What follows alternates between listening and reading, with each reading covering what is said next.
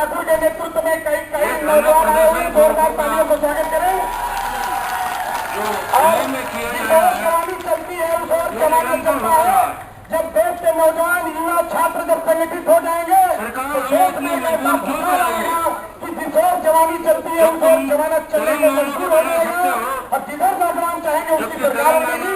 आप सभी लोग उनकी मांग है और हमारी मांग 107 साल की है तो हमें अंतर की बात लेकर चलती है। पूर्व प्रधानमंत्री राजीव महिलाओं के साथ लड़कियों के साथ जो भी व्यवहार होता है उनके लिए समर्पित रहती है। ऐसी स्थिति में उषा ठाकुर जी को मैं चाहूंगा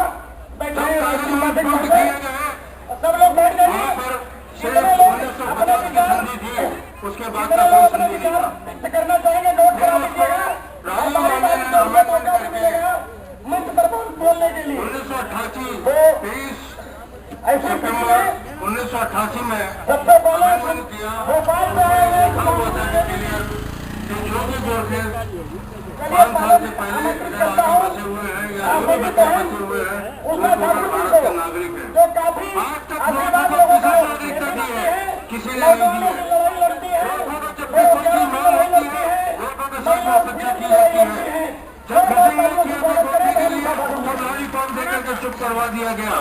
1992 में तो हमारी गोरखा जाति की जब बातचीत हुई तो मोरारजी देसाई ने बोला कि ये तो विदेशी है। अरे हरामजादो पहले नहीं लिखा था तब ये गोरखा आगे बढ़ के खून बनाया था। तुमने ये नहीं बोला कि विदेशी है, विदेशी है।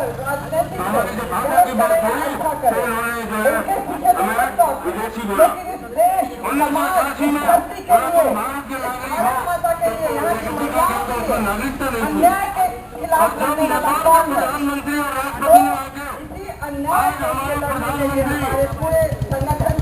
डॉक्टर मनमोहन सिंह को कहा कि हम हमारे आदमी को नेपाल का नागरिकता दे रहे हैं, आप हमारे आदमी को के जितने छोटे लोग हैं, देश को बर्बाद करने वाले जितने लोग हैं, देश के आधारशिला और बुनियाद को बर्बाद करने वाले जितने लोग हैं, उनके कान तो खड़े हो और उन्हें सबक मिले।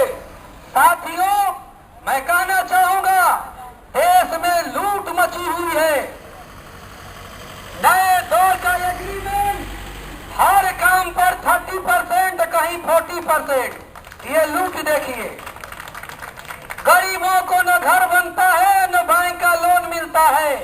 तमाम प्रशासन में हम दलाली कर रहे हैं। ये देश हमारा है, उसी देश के हम लाल हैं।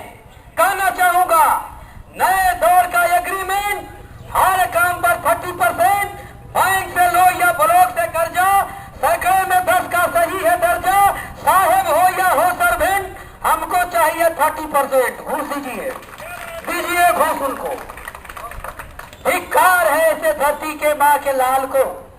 मैं कहना चाहता हूँ मित्रों, फगुआ शिक्षा हो या स्वास्थ्य विभाग, शिक्षा में जो बाजारीकरण चल रहा है, गरीब के लड़के अच्छे स्कूल में नहीं पढ़ सकते।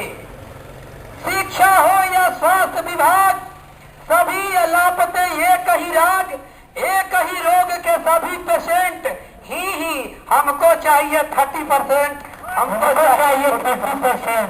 लूटो साला इस देश को, इसलिए कि हम देशभक्त कहलाते हैं। धिक्कार है ऐसे देश के शहीदों के बने हुए बुनियादी आधारशिला पर बैठे हुए ये तमाम गद्दारों को जो मैं कह रहा हूं। फगुआ देखिए कोटा का क्या हाल है देश का। फगुआ ईद में चीनी खाओ, फगुआ में 3 किलो, ईद में 1.5 किलो चीनी मिलने से गरीबी मिटेगी। पूछना चाहता हूं बेरोजगार नौजवान साथियों, मैं gold medallist MA in English Rudra Chainpuriya 20 साल से अपने घर नहीं देखा और दिल्ली की रोड पर भ्रमण करता हूं। आप लोगों के बीच में खड़ा होकर बोल रहा हूं।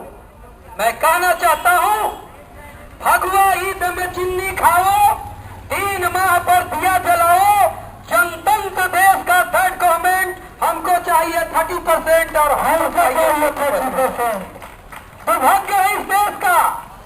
आज जितने भी देश में लूट मची है, ठेकेदारों की क्या स्थिति है? ये ठेकेदार 90% देश का चोर हो गया, जज्बात बेच रहा है सड़क पे, चोर हो गया, जज्बात बेच रहा है सड़क पे।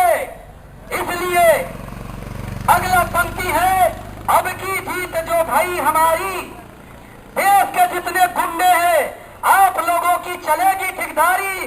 1000 रखना 8%, 50 साहेब 50 एजेंट, हमको चाहिए 30%, हमको चाहिए 30%। इति श्री रेवा खंडे समाप्त। ये देश की लज्जा लूटो। हम गौरवान्वित हुए देश में बड़े लीडर के पद पर बैठकर। इन लोगों के मुंह पर तमाचा मारना चाहिए, देश में क्रांति होनी चाहिए। ऐसे हीरो के बीच में हमारे जैसे भी लोग हैं।